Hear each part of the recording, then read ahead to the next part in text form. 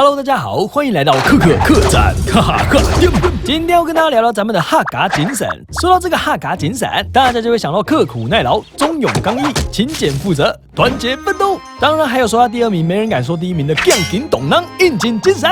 这简直可说是整个客家精神中的核心再核心。几乎所有你想象得到的客家美德，我们都可以用应景来打完收工。囊干精神几乎就等同哈嘎精神啊！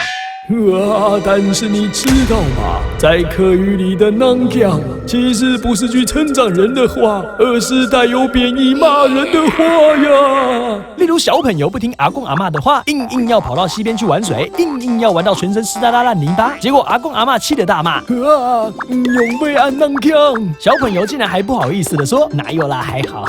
气得阿公阿嬷整个脸大红大紫，根本世界多小屁孩，硬把骂人当夸奖。长辈这里所说的囊干，可不是说你的脖子很硬或坚强勇敢，而是在说你的脖子硬到不肯低头、不听话、不知变通、凝顽不灵。那到底囊干为什么变成了外人称赞客家人的好棒棒精神呢？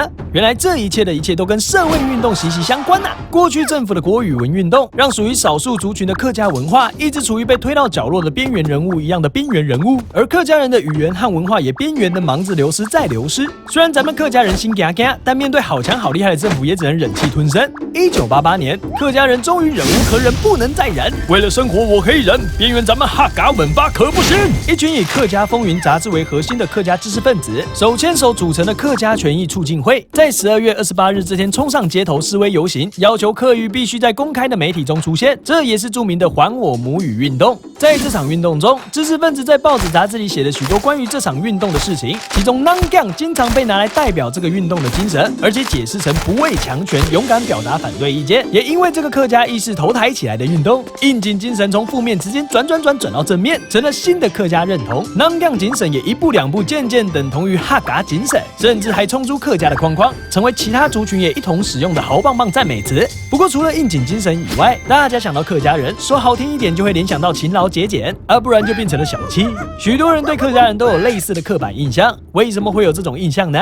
其实是因为古早时期的生活很艰困的，为了要养家活口，再怎么省吃俭用都是必要的。尤其是客家妇女，她们没有男主外女主内的思维，为了在艰苦的环境中生存，还得跟男性一样在外面抛头露面，里内里外内内外外都要一兼二顾啊。他们知道赚钱的艰辛，也晓得持家不易，也这样精打细算练就出一身呵呵哈嘿的勤劳节俭好习惯。但在外人眼里就变成了这个也要省那个也要省的小气鬼，喝凉水了。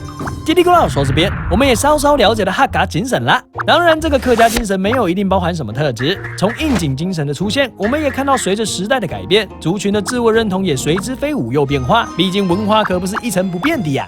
那到底客家还有什么特别的文化呢？咱们客栈就下回揭晓喽，拜拜。哇，原来客家的应景精神背后有这么多故事啊！对啊，现在知道客家文化的厉害了吧？不过说到这个应景精神呢，其实最近我的脖子也有点硬耶。难道你有坚韧不拔的性格吗？我昨天甩毛跟他老人类，不然你帮我按一下脖子好啦。是丑不逆衰莫懂冲是怎么嘞？还有，竟然叫我帮你按摩，欠揍！